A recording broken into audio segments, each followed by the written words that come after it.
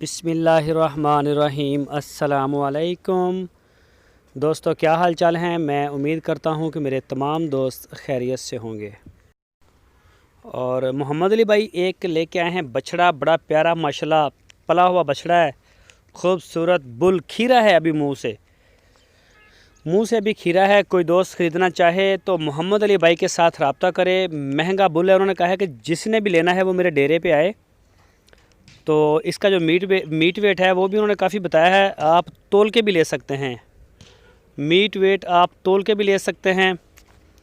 तो इसके अलावा ये चेक करें, माशाल्लाह है बड़ा खूबसूरत। बॉडी स्ट्रक्चर बड़ा प्यारा है इसका, झालर में अच्छा है, हेड में बड़ा प्यारा है।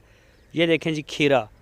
तो जो भी दोस्त ख़रीदना चाहे वो मोहम्मद अली भाई के साथ रब्ता करें। आपकी स्क्रीन के ऊपर उनका नंबर भी है, लोकेशन है इसकी हारूनाबाद सिटी।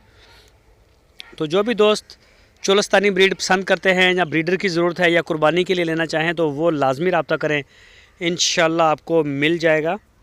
तो इसकी जो डिमांड है वो मोहम्मद अली भाई आपके साथ शेयर करेंगे। और इसका जो मीट वेट है, तो जो भी दोस्त ख़रीदार हो, ख़रीदना चाहता हो, वो उनसे रब्ता करे, वो उसको मीट वेट और इसकी प्राइस बता देंगे।